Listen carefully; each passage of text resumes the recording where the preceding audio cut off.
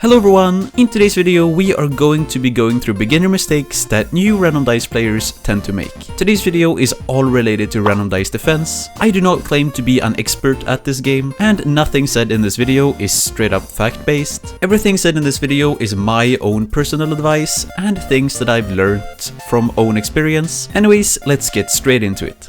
So, first and foremost, the one thing that I do not recommend any new player to ever do in this game is to skip legendaries in the shop. In my opinion, it doesn't matter if it's a legendary or a legendary chest. No matter what, you should always try your very best to get it. Even if it's a dice that you might not really need or wanna use at the moment, I would still highly recommend purchasing it for future crit and potential use as well. It is always nice to have all the legendaries on your account. Sometimes the developers decide to buff something or rework a dice, and it is usually really nice having that dice at that point. Dice traits are also very important later in the game, and if you've skipped a bunch of legendaries, chances are it will take you a lot longer to actually get them later.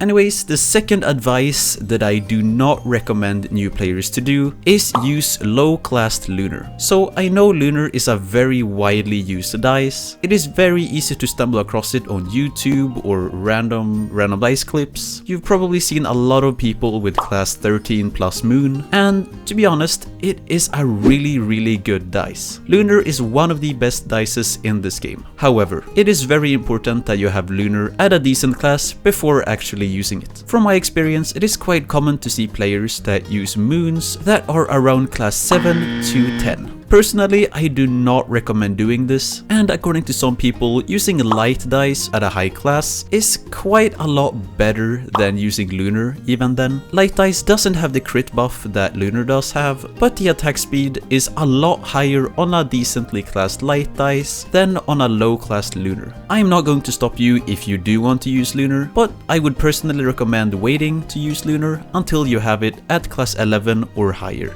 There are a lot of better options for decks that does not require any lunar whatsoever, and that potentially could get you a lot further in terms of waves. The third advice that I would give to just about every single new player that I meet: do not do the meta decks.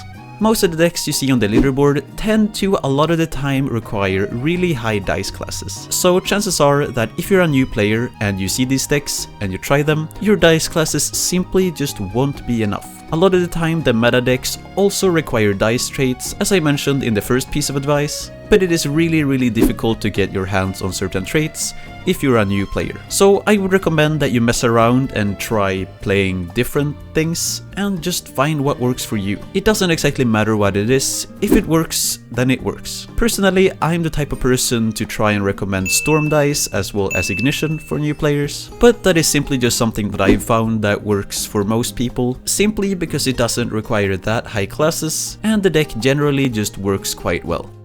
The fourth piece of advice in this video is going to be that if you haven't already, be sure to subscribe. The fourth thing that I would not recommend new players to do is to spend all the gems on battlefields. I've seen many times new players gather up a lot of gems by doing co-op or by getting the season pass or things such as that. And the first thing they do when they get the gems is to straight up just spend them on battlefields. I would not recommend doing this, and instead wait and do it a bit later. The reason for this is that if you do end up getting a legendary in the shop and you've just spent all your gems on a battlefield, there is no way that you're gonna be able to afford buying that legendary unless you magically get some free gems out of nowhere. Sure, the legendaries will probably appear in the shop later on, but the battlefields are going to be there 24/7 and you can get them at any point later in the game. The battlefields simply just aren't going anywhere, but a lot of them are quite expensive. But if you're going to be buying them, I recommend having some extra gems before doing so. That way you can always be sure to pick up the legendaries that appear in the shop. And so the fifth piece of advice in this video is going to be to not try and run DPS in co-op. It doesn't happen that very often, but it happens from time to time that I see new players trying to run DPS decks in their social category in the game. If you do not know how the social category works, the social category is a place where people tend to go inside the game to look for co-op games with strangers. Simply, there's a DPS, and the DPS is supposed to be the person carrying the game, but the DPS cannot get set up without a support. If you do not know how to support, be sure to check out this video right here on the screen. It will also be in the top right corner if you haven't seen it already. But anyways, those are some common support decks. And as a new player, I would highly recommend sticking to those decks to begin with and trying to play DPS later on. The reason for this being that you simply cannot go that far at all in the game if you don't have high classes, and I'm not really sure how a new player would have the type of classes that you sort of need in order to get that far. You are probably also going to find it extremely hard to find anybody that wants to support you, and it is simply just an easier and better option to support someone who has been playing the game for longer. I'm not telling you to never mess around and have fun and try setting up, or basically just doing it as a fun thing. There is absolutely nothing wrong with setting up with low classes, but I wouldn't recommend doing it as a primary thing, and instead put as much effort as you can on grinding co-op with higher classed players.